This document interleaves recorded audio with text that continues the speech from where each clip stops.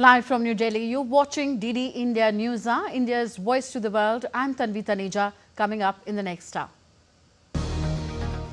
Prime Minister Narendra Modi successfully concludes his two-day visit to Cyprus, heads to Alberta, Canada for the G7 summit.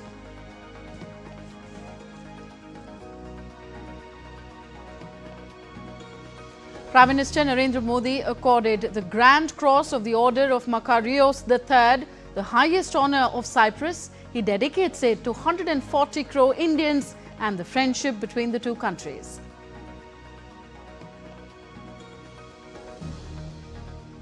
Trade and international security set to dominate agenda at the Group of Seven G7 summit in Canada as leaders of France, Germany, Italy, Japan, United States and the UK arrive in the mountain resort of Kananaskis.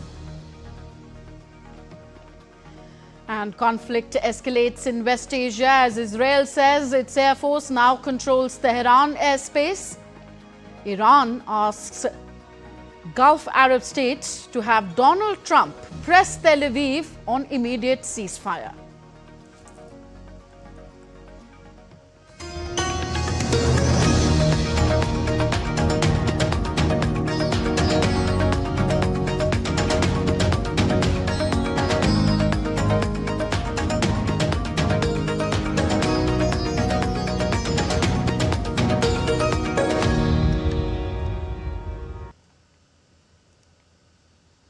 Prime Minister Narendra Modi's Cyprus visit marks a historic boost to India's Mediterranean outreach. From defence to digital cooperation, key agreements were signed. Cyprus backed India on counter-terrorism, while both sides vowed deeper ties in trade, security and culture, signalling a new era in bilateral and regional engagement. Prime Minister Narendra Modi's visit to Cyprus marks more than ceremonial diplomacy. It celebrates a civilizational bond built on shared values and friendship. A new chapter in these enduring ties was written as PM Narendra Modi and President Nikos Christodoulidis agreed to deepen their strategic partnership. In their one-on-one meeting, the two leaders reviewed the full spectrum of bilateral cooperation with a special focus on trade, investment and security. A key takeaway, a firm commitment to enhance defense and security collaboration under an expanded bilateral program. अपनी साझेदारी को strategic दिशा देने के लिए हम अगले 5 वर्षों के लिए एक ठोस रोडमैप बनाएंगे। रक्षा और सहयोग को और मजबूती देने के लिए द्विपक्षीय डिफेंस कोऑपरेशन प्रोग्राम के तहत रक्षा उद्योग पर बल दिया जाएगा। साइबर और मैरीटाइम सिक्योरिटी पर अलग से डायलॉग शुरू किया जाएगा। At delegation-level talks, both sides explored new avenues of collaboration in fintech, innovation and mobility. PM Modi also highlighted the transformative role of the India, Middle East, Europe economic corridor in promoting regional stability. India thanked Cyprus for its strong condemnation of the April 2025 terrorist attack in Pahalgam. Cross border terrorism के विरुद्ध भारत की लड़ाई में Cyprus के सतत समर्थन के लिए हम बहुत बहुत आभारी हैं। आतंकवाद, ड्रग्स और आर्म्स की तस्करी की रोकथाम के लिए हमारी एजेंसीज के बीच रियल टाइम इंफॉर्मेशन एक्सचेंज का मैकेनिज्म तैयार किया जाएगा। The two leaders also exchanged views on key global issues, including ongoing conflicts in West Asia and Europe. President Christodoulidis invited PM Modi to the EU Council meeting in Cyprus next year. Today we discussed how we can further our business and economic cooperation with each other. We have a geostrategic location due to which we can work as a gateway to the European Union market. We also talked about expanding our adversarial collaboration and want to work on many different issues, including synergy, strategic collaboration, crisis management, migration and innovation. Recently, a very cowardly terrorist attack took place in Pahalgam. I would like to reiterate that Cyprus fully supports India. PM Modi invited the Cyprus president to visit India. A significant cultural milestone was achieved as an MOU was signed to set up an ICCR chair for India studies at the University of Nicosia. As PM Modi concluded his visit, the message was clear. India's engagement with Cyprus is not just bilateral, but part of a larger Mediterranean outreach rooted in trust, shared values, and a forward-looking vision. Prime Minister Narendra Modi's historic visit to Cyprus has energized the close ties between the two nations, from trade, investment, technology to defense and connectivity. The visit also creates great opportunity for India's increasing footprint in the European Union. With camera person Senthil, Shubhendu Ghosh for DD India in Nicosia, Cyprus. The Ministry of External Affairs said that Prime Minister Modi's visit to Cyprus has given fresh momentum and strategic direction to the growing partnership between the two nations. This historic visit of Prime Minister Modi to Cyprus has provided stimulus and a strategic direction to the partnership between our two countries as important and trusted partners. Prime Minister Narendra Modi continues to garner global recognition for his statesmanship and soaring popularity on the world stage. In the latest honour, he has been conferred with Cyprus's highest honour, the Grand Cross of the Order of Makarios III. DD India's Mihir Mekuri brings us a roundup of the prestigious accolades the Prime Minister has received in recent months. India's Prime Minister Narendra Modi, perceived globally as a visionary leader of the world's largest democracy, has been conferred with Cyprus's highest honour, the Grand Cross of the Order of Makarios III. मैं ये award Bharat और Cyprus के मैत्रीपूर्ण संबंधों को,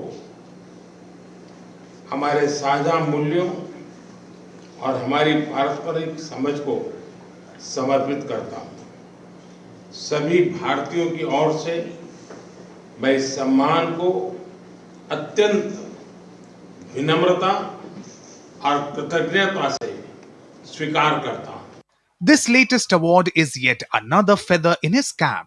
Over the years, Prime Minister Modi has been honoured by several countries around the world for his exceptional leadership and contributions. Some of these awards include: in July last year, PM Modi officially received Russia's most prestigious civilian honour, the Order of St. Andrew the Apostle, which was bestowed upon him in 2019. The award recognized PM Modi's distinguished contribution to developing a privileged strategic partnership between Russia and India and fostering friendly ties between the two countries. In November last year, PM Modi was conferred Nigeria's Grand Commander of the Order of the Niger. This prestigious distinction made him only the second foreign dignitary to receive it, a testament to his global standing and leadership.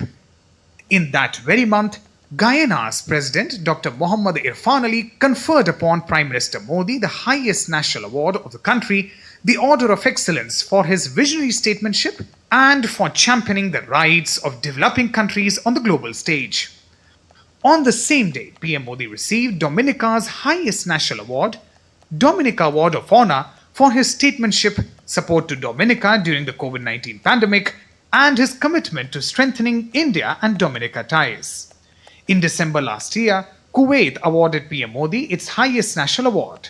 The Amir of Kuwait conferred upon Prime Minister Modi the Order of Mubarak Al-Kabir. The streak of global honours for Prime Minister Modi continues this year as well. Barbados conferred upon him the Honorary Order of Freedom of Barbados.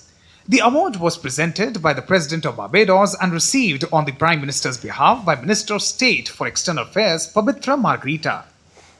On March 12, during its National Day celebrations, Mauritius conferred its highest civilian honour, the Grand Commander of the Order of the Star and the Key of the Indian Ocean, on Prime Minister Modi.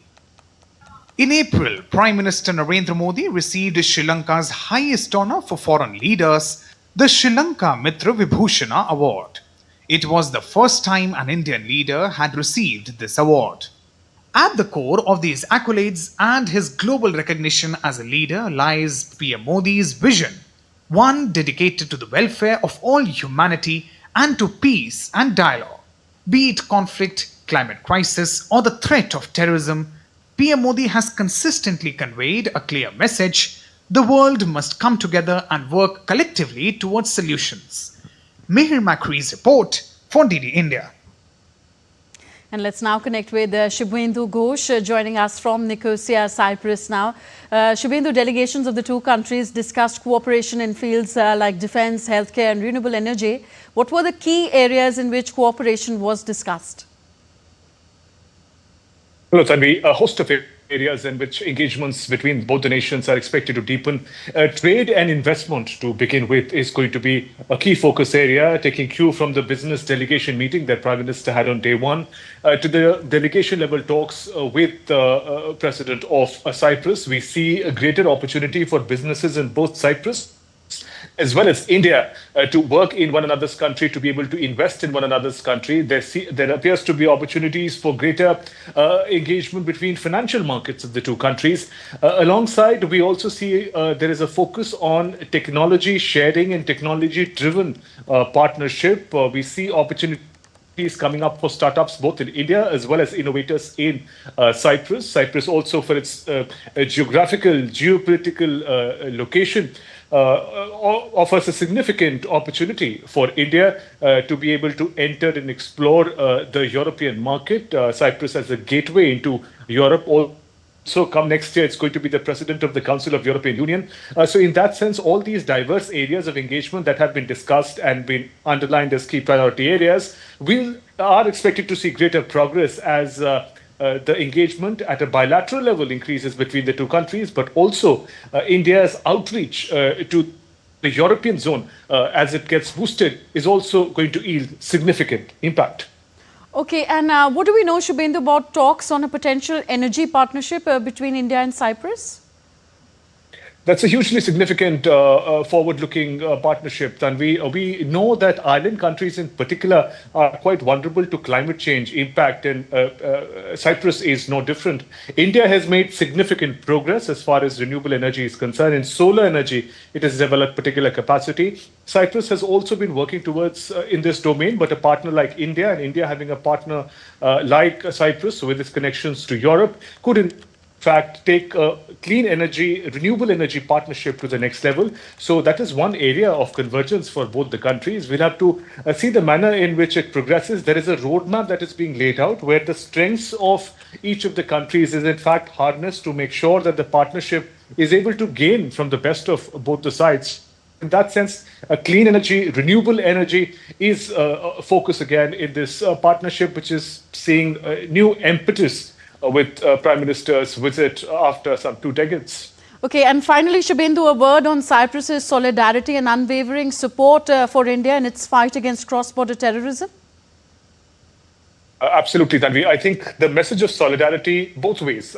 Cyprus standing with India in the context of the challenge of cross-border terrorism, the Pahalgam terror attack, Operation Sindoor, or it's India's steadfast solidarity with Cyprus for the causes of its own sovereignty and territorial integrity concerning Turkey. In that sense, both the leaders sending a very strong message that there are, of course, trade and investment and other engagements that take forward the relationship, but at the heart of it, the foundation of this relationship is actually made on principles, on values that both the nations cherish. These are values of democracy, values of freedom, and values of peace and living alongside international law and regulation. So in that sense, both the leaders, in fact, underlining and making that point very loud and clear, that the solidarity that Cyprus and India have for one another, especially in the sensitive issues of countering terrorism, issues of sovereignty, are going to be the guiding light in the days ahead as well. Indeed, indeed. Thank you very much. Shubhendu Ghosh reporting from Nicosia, Cyprus.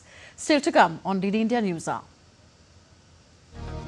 India-Cyprus will develop roadmap to shape future partnership. We discuss the takeaways of Prime Minister's visit with our expert.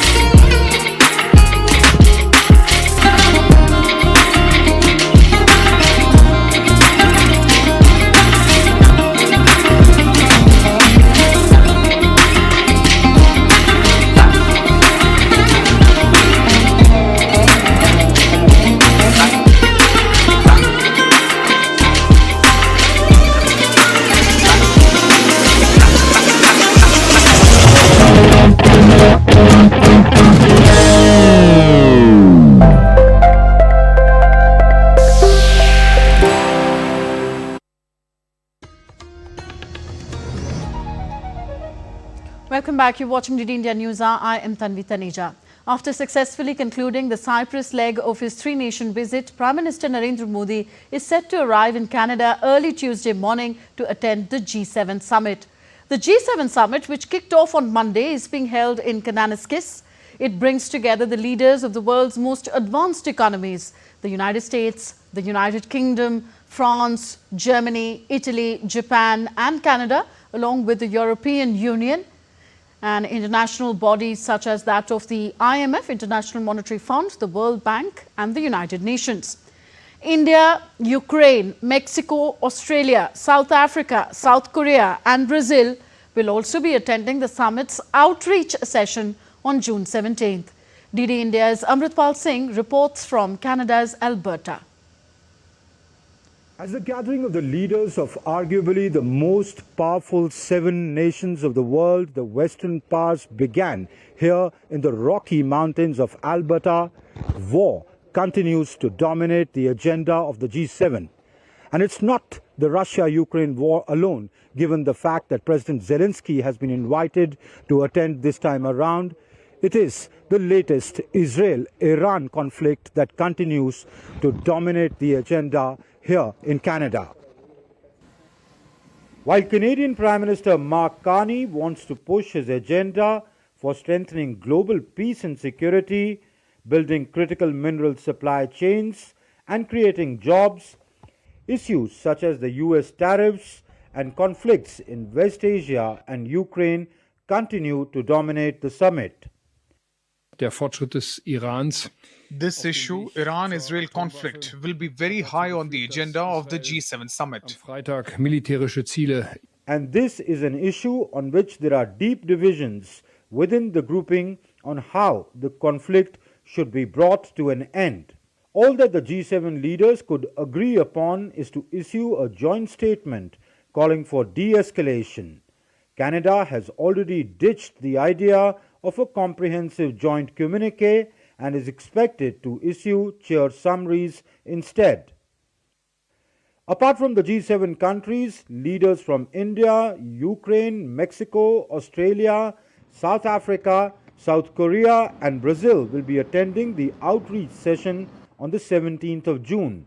Prime Minister Modi will be arriving on the evening of June 16th Canadian time, marking the second leg of his three-nation tour after Cyprus. He will exchange views with the leaders of G7 countries, other invited outreach countries, and the heads of international organizations at the summit on crucial global issues, including energy security, technology and innovation, particularly the AI energy nexus and quantum-related issues. This is the 6th consecutive time that India has been invited as a G7 guest country, which speaks for itself about India's importance in the world.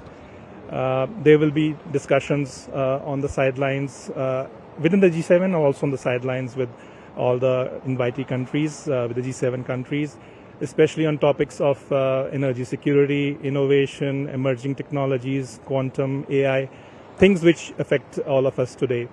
The Prime Minister will also hold several bilateral meetings on the sidelines of the summit. Apart from India's participation in the outreach session of the G7, Prime Minister Modi's bilateral engagements with world leaders would be significant, especially the one with Mark Carney, which could well prove to be an opportunity to reset the ties between the two nations. With cameraman N.A. Sivakumar, this is Amritpal Singh for DD India in Alberta, Canada.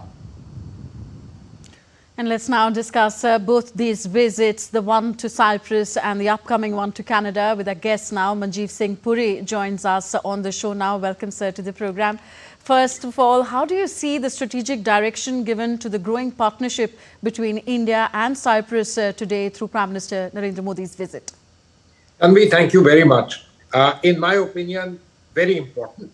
And I'll tell you why. Let your viewers, especially those who live in Delhi, remember, right in the heart of Delhi, we have Archbishop Makarios Road, right running through Golf Lake. You know, this is a testament to the old relationships that India has with Cyprus, Of course, I recall the Northern Line movement and all of that. And Cyprus has been a steadfast friend of India. Now, I want to say that after 20 years, an Indian Prime Minister visiting, I think this is significant, extremely significant and important for a number of reasons. Economic reasons, your reporter has very rightly enunciated: energy security. Let's not forget climate change, the fact that Cyprus is quite an important IT hub and a lot of Indian companies and Indians are associated with all that. It's also an important financial player, and all those are very important. But let's not forget the India, Middle East, Europe economic corridor. Cyprus is well positioned geographically for all of that. So there's a strategic element. And now I want to say there's something else too. You alluded to that. India's support for Cyprus, a country which was divided as a result of the Turkish invasion of its northern part and hiving off that particular part from the rest of Cyprus, India has been steadfast in its support for the Cypriots and for Cyprus's sovereignty, etc. This is something the Cyprus people in Cyprus remember and they always cherish, and this is something that we have very rightly, touched upon. The aspect of Turkey, its friendship with Pakistan, all of those get noticed and extremely well played without those being the direct element. Secondly, let us remember that Cyprus is a member of the European Union. It will hold the chair of the European Council next year, the rotating chair, and their president has already invited the Prime Minister to come for the summit when it will be held in Cyprus. Now, Europe, for whatever we may say, declining, etc., remains not just a massive economic power, but a massive geopolitical player in the world, and for India, a massive partner.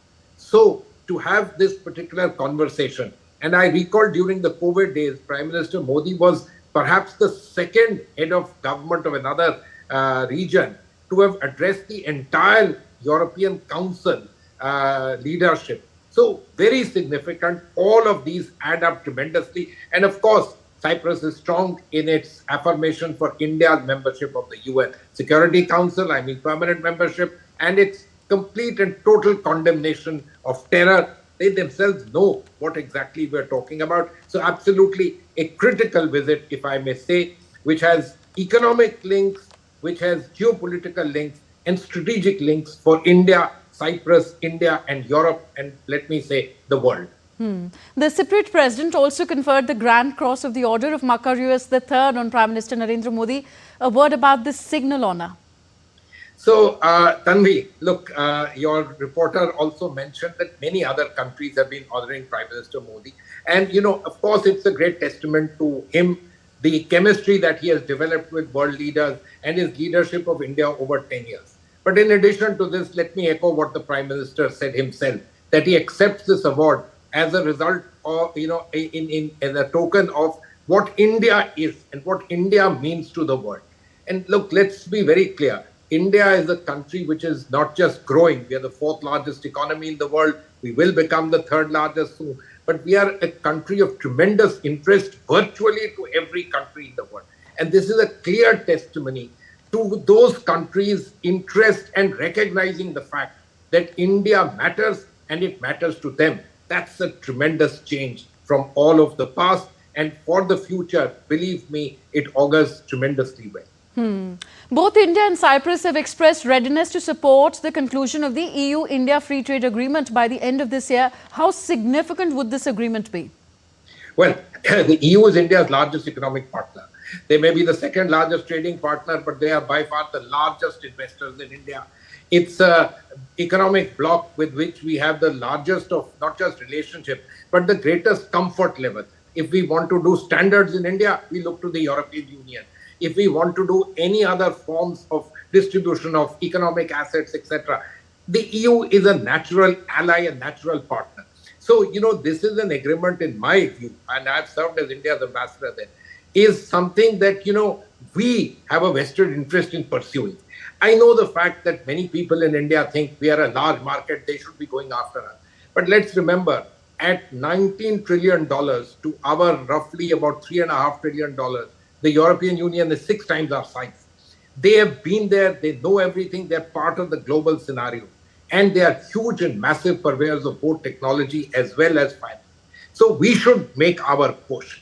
I am glad that for a variety of reasons, the Chinese presence, Indo-Pacific issues, and now President Trump, the Europeans are also saying, look, we have to hedge our bets. It can't be just the transatlantic partnership. And who among the others are those with whom we have a natural affinity? It's India. It's time to take this forward.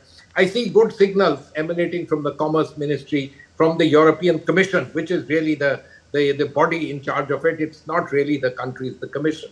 But frankly, the countries matter. And if they push like the Cyprus president has said he would, and he will have the presidency next year, all this augurs well. We should really take this particular free trade agreement forward, and also the investment treaty, which is separately being negotiated. Okay. Moving on to the upcoming G7 summit now, sir. What are the key issues that will likely be raised at the summit?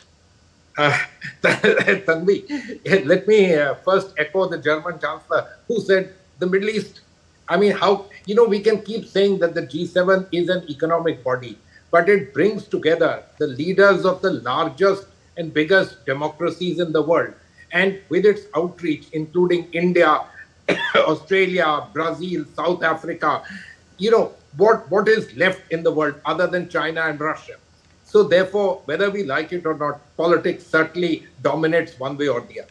But this is a very peculiar G7 summit. After I don't know how many years, for the first time, the G7 is finding it difficult to agree. And what is the reason? The reason is not how you should deal with Israel or how should you deal with the Middle East conflict. No, they would have found ways.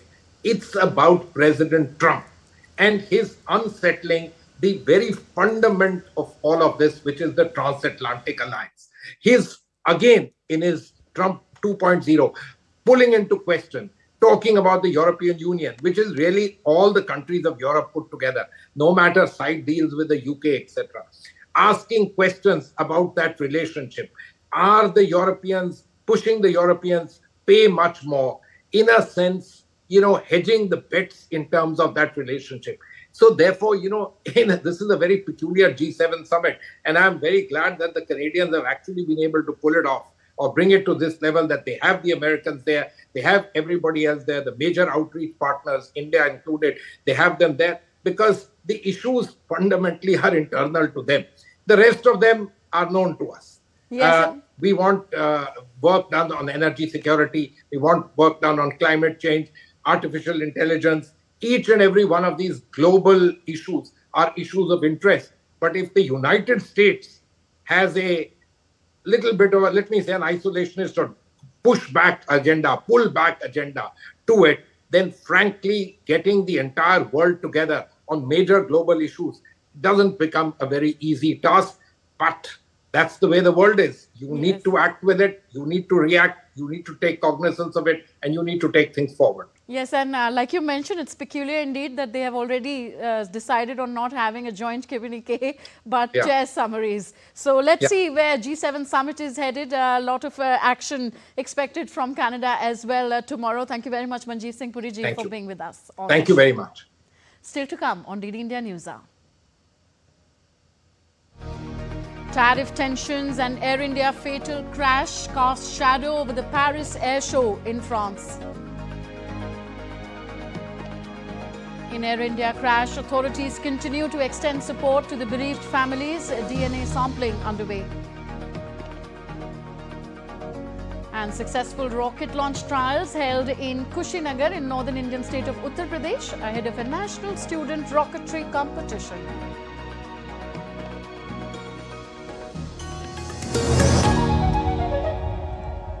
Can the US launch a bombing campaign against Iran? The Philippines vessel suffered structural damage. The saga of child sexual abuse is the United States China's debt trap strategy. Truth is stranger than fiction. But sometimes hard to uncover.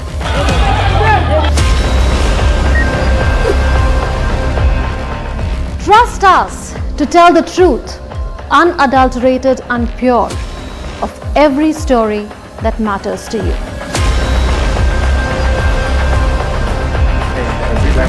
save your country. We read between the lines, cut the clutter, and connect the dots to get you the full picture.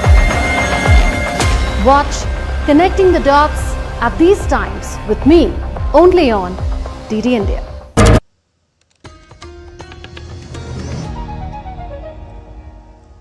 Welcome back. You're watching DD India NewsHour. I am Tanvi Taneja. Moving on now, conflict in West Asia escalates with Israel and Iran continuing to attack each other with missile strikes.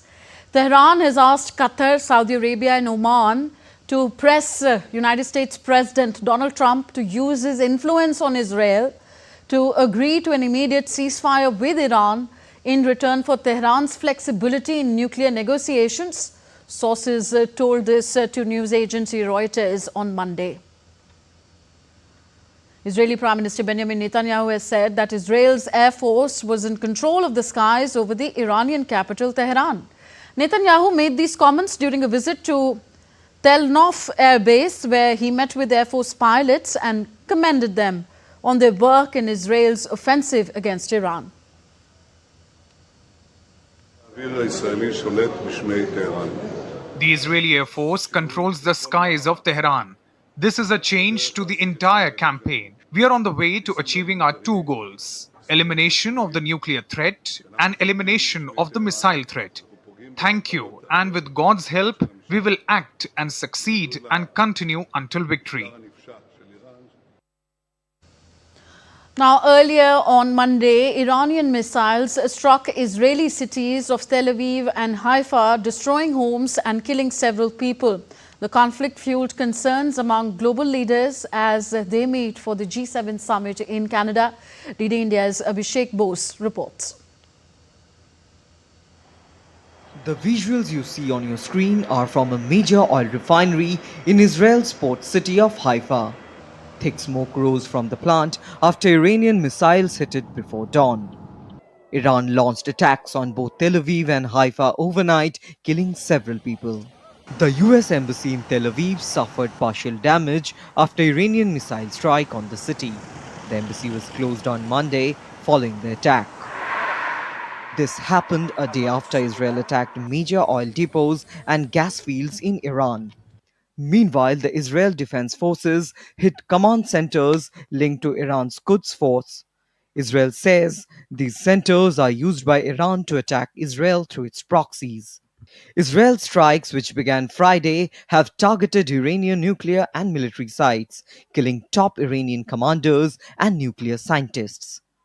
Both sides have continued their attacks since then.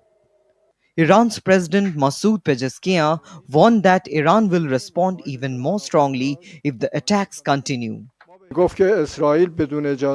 Israel knows no boundaries. They intrude wherever they want with permission from America. We will give a powerful response to any aggression they may commit. Israel sees Iran's nuclear program as a direct threat. These attacks aim to stop Iran from making nuclear programs. But Iran says its nuclear work is peaceful and denies any nuclear weapons ambitions. Global attention has turned to West Asia at a time when world leaders are meeting for G7 summit in Canada. US President Donald Trump said that he hopes Israel and Iran can broker a deal. Well, I hope there's going to be a deal. I think it's time for a deal and we'll see what happens, but sometimes they have to fight it out, but we're going to see what happens. I think there's a good chance there'll be a deal. European Commission President Ursula von der Leyen said Israel has the right to defend itself, but stressed that a diplomatic solution is the best way to solve the issue in the long run. Israel has the right to defend itself. Iran is the principal source of regional instability, and we've always been very clear. Iran can never have a nuclear weapon. We have voiced our strong concerns over Iran's nuclear and ballistic missile program. A diplomatic solution remains the best way in the long run to address concerns about Iran's nuclear program. This conflict is disrupting the global oil market and raising fears of a wider regional war, which could threaten the global economy. Abhishek Bose, for DD India. Iranian parliamentarians, meanwhile, are preparing a bill that could push Tehran towards exiting the Nuclear Non-Proliferation Treaty. Iran ratified the Non-Proliferation Treaty in 1970. It guarantees countries the right to pursue civilian nuclear power in return for requiring them to forego atomic weapons and cooperate with the UN nuclear watchdog, the International Atomic Energy Agency. Now, after the Iran-Israel conflict caused widespread disruptions, people found themselves stranded at the Beirut Rafik Hariri International Airport on Monday, hoping for a flight back home. Israel, meanwhile, said that it had targeted Iran's nuclear facilities, ballistic missile factories and military commanders at the start of what it warned would be a prolonged operation to prevent Tehran from building an atomic weapon. Some airlines, including Emirates, said that they had temporarily suspended all flights to Jordan and Lebanon until June 22nd and Iran and Iraq until June 30th. And we are now joined by Lieutenant General S.A. Syed Atta Hasnain, a retired strategic and security expert. Thanks for being with us. President Trump has said that there's a good chance of a deal between Iran and Israel. On what could he be basing his view on? And what is your opinion of a possible deal in this conflict? Well, first of all, thank you for inviting me for your program. And this is a very crucial juncture, as we all understand. This is the fourth day, heading into the fifth day of the conflict. And historically, this conflict has been low intensity and lasting for just a couple of days. But this time it seems to be extending. And that's perhaps what is the seriousness about it all. We are all looking at escalating oil prices. Going up to $78 per barrel. We have seen historically prices going up to as high as $115 per barrel. So obviously the world is going to be worried. And Mr. Trump has been supporting Israel throughout this, although the United States has held back militarily. It has not done anything in this particular standoff. He will perhaps be thinking that with Iran getting targeted and the Israeli Air Force completely in domination of the skies at the moment, Iran would be perceiving a major attack on its oil installations, on its energy infrastructure, some of its trade terminals and places like that. And that could be a very important kind of a nudge to try and go for a ceasefire at this particular time. Although we got to remember that the initiator was Israel. Israel is the one which started the entire standoff this time. But the response and the escalation also came from Iran. So it's a question of who stands down. One of the adversaries has to stand down and ensure that it does not escalate into a next cycle.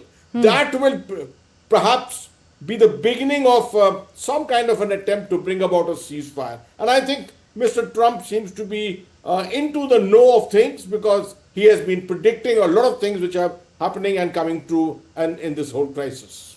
Okay, Israeli Prime Minister says that Israel's Air Force is in control of the skies over the Iranian capital Tehran. Where does that place Iran militarily in the current conflict? Well, what we always know is that first of all, there is no common boundary between Iran and Israel. So this war or any kind of a military standoff is all about exchanges of missiles or rockets, gunfire, perhaps not gunfire, sorry, air as far as the use of air is concerned.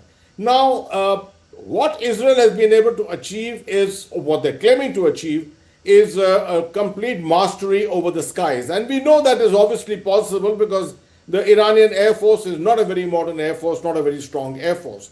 What this ensures is that the Israeli Air Force will be able to target a lot of missile sites. And missile power is one of the main issues on which Iran's entire escalatory matrix actually depends. So if that be so and a lot of missile sites have been destroyed, obviously Iran's capability to continue into the next cycle of escalation is going to be very, very challenged. And that will perhaps make the difference.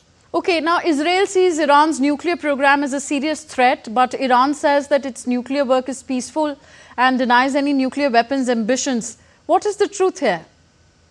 Well, this has gone on since the better part of 1994. And the first signs of this, of course, 1994 is the time when Iran started acquiring the delivery means, primarily from North Korea, something from Russia and China. But from 2003 onwards, we are quite clear that some kind of a thing was going on in terms of refinement of fissile material, which is what is necessary to take it to a certain grade of fissile material to make it weapon, approximately weapon grade. And that's exactly what was happening for the better part of the last 21 years. 2015, finally, the Russians, all put together, the big powers had signed what is called the Joint Comprehensive Plan, the JCPOA as such. And in 2018, President Trump, in his first avatar, abrogated it completely. Now, for the better part of what we know, Iran has been all the time claiming that its program is completely peaceful. Also, at the same time, we all know that most of its refinement capability is dug very deep down in Natanz, in Fordow, and places like that, which may be very difficult for the Israelis to destroy. They may destroy lots of infrastructure, connected infrastructure with the nuclear program, but to actually destroy the locations where the refinement is taking place may be extremely difficult for them. So at the end of this whole crisis, I don't think anything is going to come about. We are hearing Iran looking towards, or some kind of a pressure coming on the Iranian government to withdraw from the Nuclear Non-Proliferation Treaty. I'm not sure what Iran is going to really achieve by doing that, because then you will find even those countries which are in its support will probably go completely against it.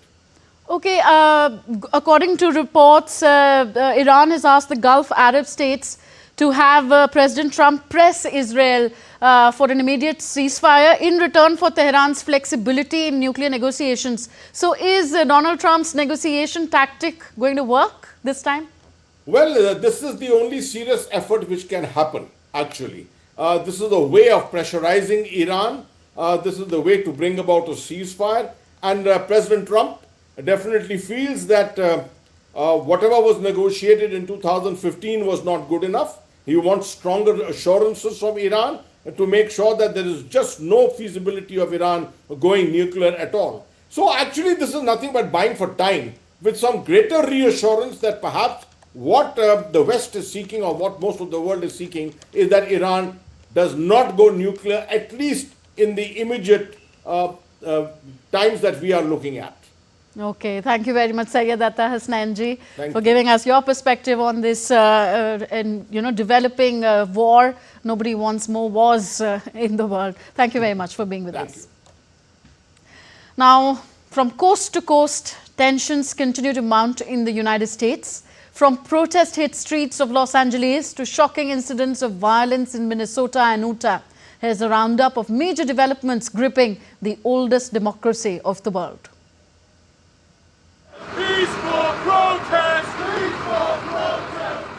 Tensions continue to escalate across the United States. In Los Angeles, armed troops fired tear gas shells as protests against the Trump administration's immigration raids entered the 8th day. Mayor Karen Bass has extended the city's nightly curfew, citing the persistent unrest. Meanwhile, the UN Human Rights Chief has urged US authorities to respect the right to peaceful assembly and avoid the use of military force against demonstrators protesting former President Trump's actions. In the United States, the arrest and deportation of large numbers of non-nationals, including to third countries, raise serious concern over respect for their rights. As people protest against these developments, I urge the authorities to respect the right to peaceful assembly and to uphold human rights in law enforcement, including by refraining from any resort to military force when civilian authorities are capable of maintaining public order. Meanwhile, in Minnesota, following large-scale weekend manhunt over the murder of Democratic lawmaker Melissa Hotman and her husband, the police have arrested 57-year-old suspect Vance, who will be produced in a court on Monday on charges of murder. Bolter allegedly killed the two while impersonating a police officer. And in a tragic turn of events, 3 people, including an infant, were killed during the West Fest celebration. A 16-year-old suspect opened fire after an argument escalated. prompting swift police action. The teenager is now in custody. As America grapples with civil unrest and a wave of violence, questions continue to rise over policing, protest response, and public safety. Bureau Report, DD India. The Paris Air Show opened with great spectacle, drawing global attention and representing one of the biggest events on the European aviation calendar.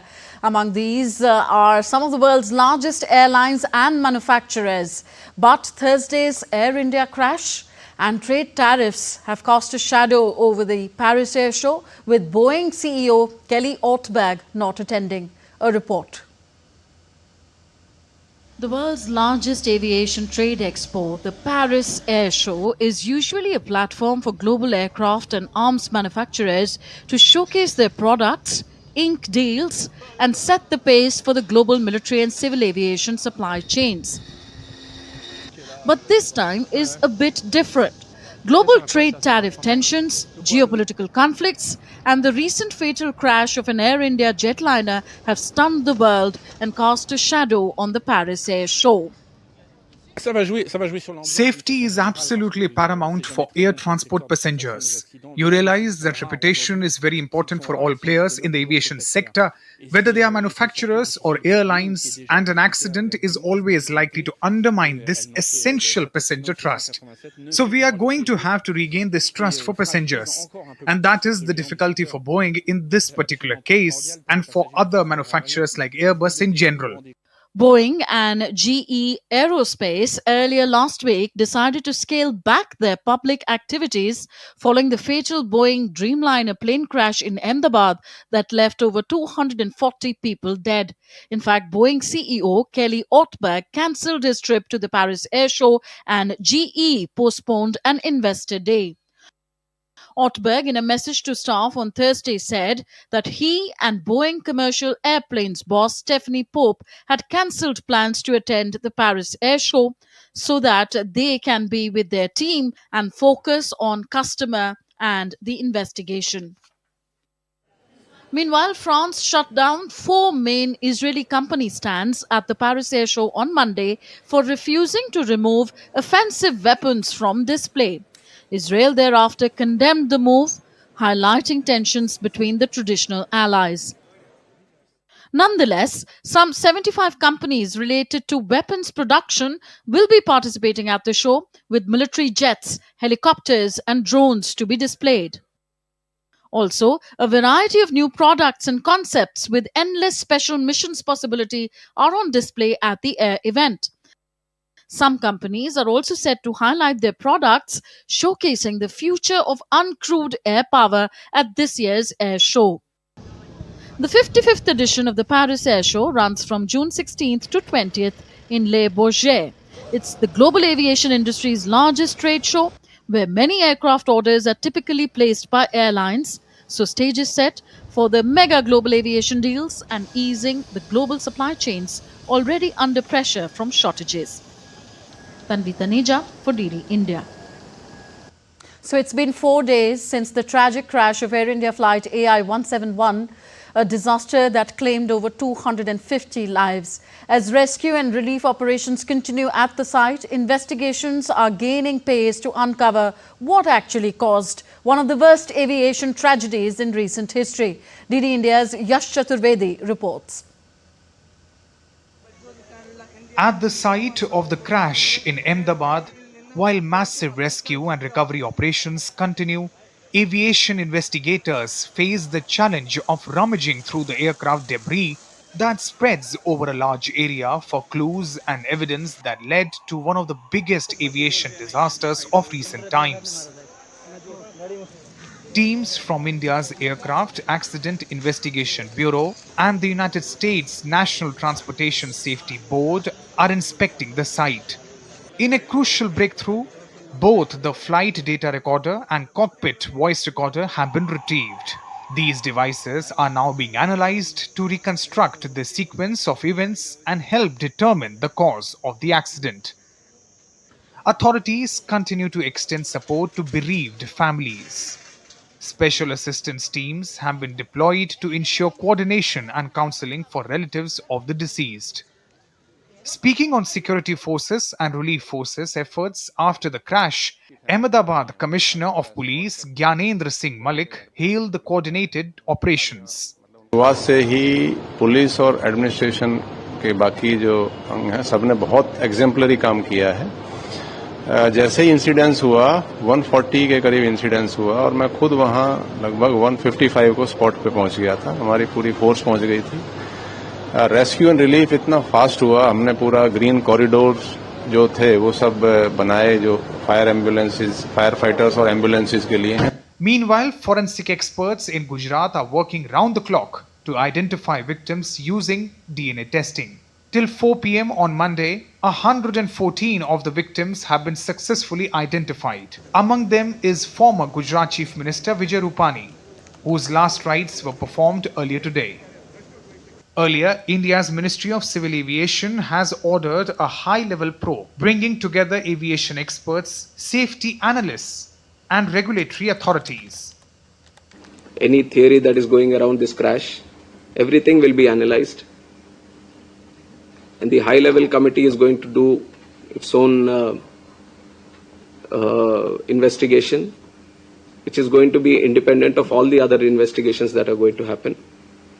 AIB is going to be the technical side of the investigation, which will be very, very much core to what we are trying to do in finding out what exactly happened. With the black boxes now in hand and international experts on site, officials say more clarity on the cause of the crash may emerge in the coming days. Yash Chaturvedi for DD India. So as our report mentioned, former Gujarat Chief Minister Vijay Rupani, also on that ill-fated plane, was given a tearful farewell on Monday. India's Home Minister Amit Shah, Gujarat Governor Acharya Devvrat and Chief Minister Bhupendra Patel paid their last respects to the leader.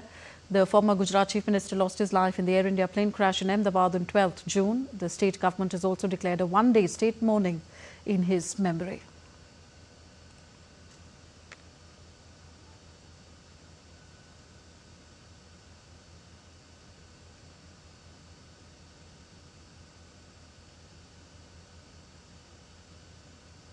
Successful rocket launch trials were held in Kushinagar in the northern Indian state of Uttar Pradesh ahead of a national student rocketry competition organized by InSpace, ISRO and the Astronautical Society of India. The event aims to offer hands-on experience in space tech to students. DD India's Tapas Bhattacharya has more.